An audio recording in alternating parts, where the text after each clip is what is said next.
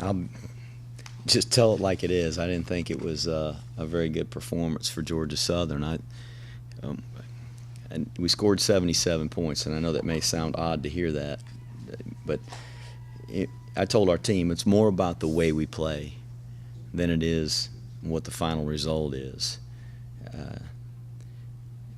It's just a sloppy first half. We had so many missed assignments, had a kick blocked, missed blocks. Our defense was doing a good job. I think they had 2 first downs in the first half or something like that. But still, not the standard that we're looking for. Our pass rush. Anytime we had a 4-man pass rush, we weren't blitzing. We weren't getting much pressure on him. And I told our guys at halftime, that our expectations are higher than that. We've got higher standards at Georgia Southern than that. And I had hoped to come out in the second half and play better. I was so disappointed with the way we played in the first half that I really hoped we'd play better in the second half, and I thought we did. I thought it improved, but still not to the level where we need to be. And Savannah State did a great job getting prepared for this game. Their kids were ready. Their kids were fighting. They were excited, and they haven't had an easy road to hoe. Coach Wilson just showed up on June the 7th, so they didn't have the advantage of having all those summer workouts and being coached in the spring by the same staff, and so I thought they did a really nice job, and we're excited to play, and probably at times just their intensity level was better than ours. I think our guys got lulled into, hey, this isn't Alabama, this isn't North Dakota State, this isn't one of those SoCon teams that we weren't going to have to bring our very best to the stadium. Maybe that was it, and that's my fault. And we got to play better. And if we don't play better than we did tonight, we'll struggle to win many more football games. I think coming out of preseason camp, he was the guy that we thought was kicking it most consistently. Obviously missed that first kick, and then no fault of his own, got the second one blocked. They just ran between the tight end and the wing, and we didn't do a very good job on that side all night. And I watched them all night, and we've got to improve that, improve our protection. But he settled down. This is his first college football game, and I thought he did a nice job. We rotated he and Hanks, put Hanks in there, and he kicked some extra points. We kicked both Cherry and Hanks on kickoffs, and I thought those guys handled it well. Punting at one time was a very poor punt. So I don't think any of those positions are solidified. We're probably going to continue to try to evaluate, and we very well may use Younghoe Koo as well in the field goal PAT area just to see him challenge. But we'll see. We'll see what happens this week in practice. I thought the effort was good. We didn't execute very well at times. I'm disappointed with the sloppiness. The shotgun snaps and all going over our head, forgetting to send a guy in motion that we're going to hand the ball off to. Very first drive, we got a guy that has started at tackle for 2 years, and he busts the assignment. 3 series later, we run the same play, and we got a second-string tackle in there and a fourth-year slot back who's listening to the first-year tackle on who they're supposed to block. And he knows that's the wrong guy. He knows they're supposed to combo the other guy. And as I told him, don't let that freshman tell you who you're supposed to block. You're the senior. You tell him, no, we're getting this guy. And it's just sloppy stuff like that we've practiced those plays. And what we're doing, we're running our under center stuff like we always have. And we don't have a bunch of schemes in that shotgun stuff. It's not like we got 82 different run play schemes. It's the same stuff over and over and over and over again. And we've practiced it for 4.5 weeks and 3 weeks in the spring, and we should be better.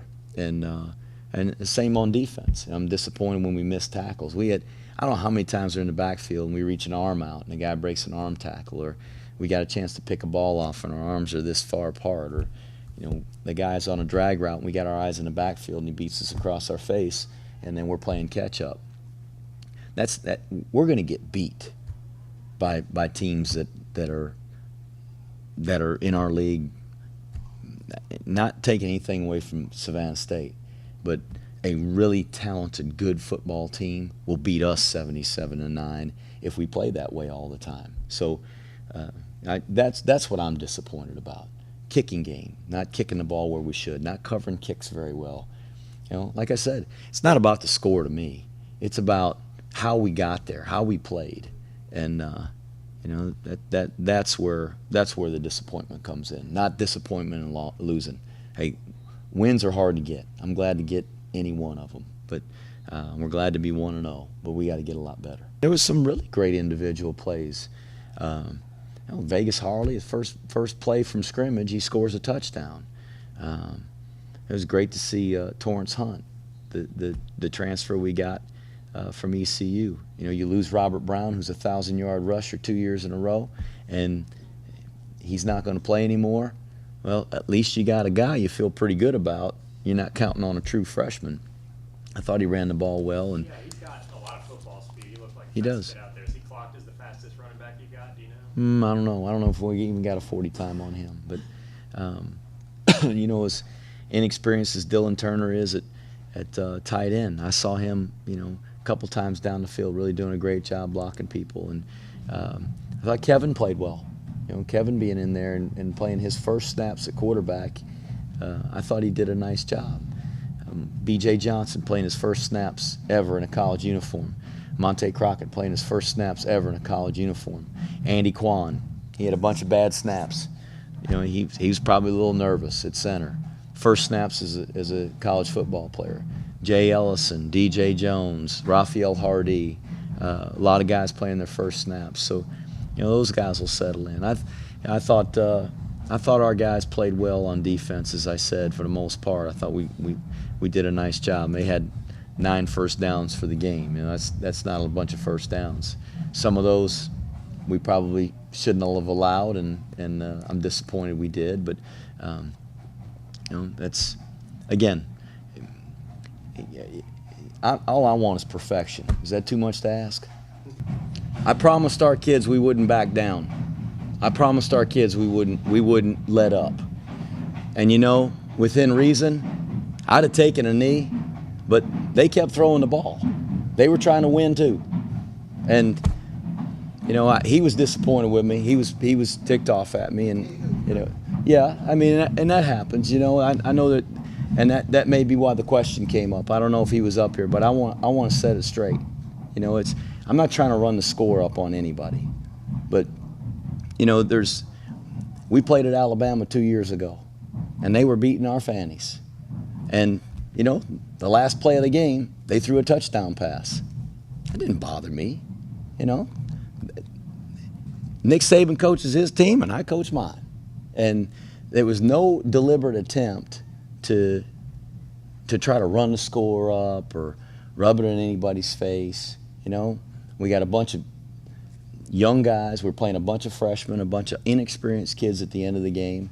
And, we faked the punt and we got a first down. That's not against the rules.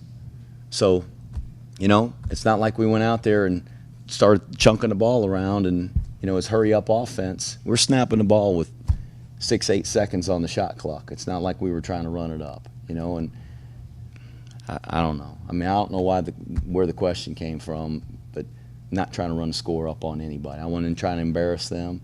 They got a good football program. He's a good football coach. But, it goes both ways too. And a lot more time would have come off the clock had they not been throwing the football. So, we threw 11 passes in 79 plays. So I don't think we were trying to run the score up on anybody.